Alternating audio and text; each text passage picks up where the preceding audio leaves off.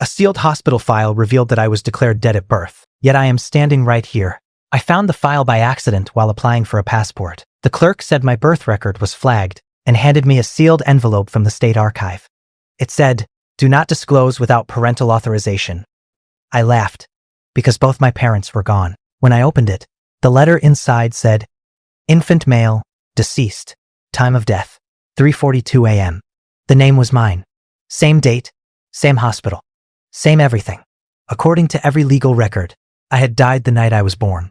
But I was alive, breathing, and holding the proof that I was not supposed to exist. I went home and tore through old boxes, searching for anything that made sense. My mom's photo albums stopped the year I was born. No baby pictures. Just a gap of 6 months until a random snapshot of me as a toddler. I called my aunt, and when I told her about the file, she went silent. Then she said, "Honey, there are things your mother never wanted you to know," and hung up. That silence scared me more than any ghost could.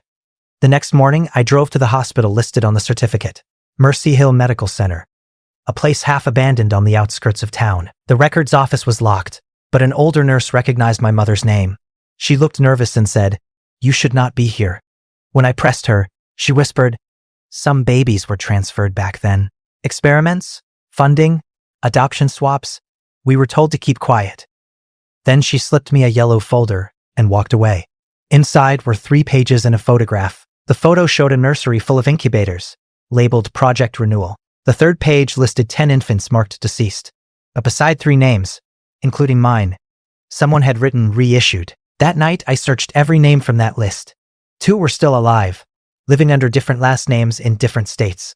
When I reached out, both said they had found the same hospital file, both declared dead at birth, both adopted into unrelated families. One of them, a woman named Claire, said she remembered flashes, white walls, blue lights, and the smell of bleach. We decided to meet. When she arrived, I felt an instant connection, the same scar near the wrist, the same faint birthmark on the shoulder. She told me a man had contacted her a year earlier claiming to be our donor. I asked what that meant. She said he worked for a medical research program in the 80s that studied genetic replication, the idea of restarting a damaged embryo. I did not want to believe it, but his name appeared in the folder too. We tracked him down to a small house outside Chicago. He was in his 70s, frail but sharp. When he saw us, he said, "You look exactly how I hoped you would." We asked him why our files said deceased. He sighed and said, "You were never supposed to be born. The first set did not survive. You are the second attempt." My knees went weak. He explained that our mothers had been told their babies died because the hospital needed consent for the second experiment. They recreated us using preserved DNA. We were not supposed to know, ever. The program was shut down after a government audit. He said, "You are living proof that science can erase its own sin." His eyes watered. Most were terminated when funding stopped. Then he handed us a flash drive. "Everything you need to see is here. Decide what to do with it." There were photos of newborns, reports labeled Trial B07, and a document titled Post-Mortem Identity Reassignment. It said our births were officially recorded as deaths to hide the experiments. Our names were recycled, our lives rewritten. Now I sit here, recording this, trying to decide what to do next.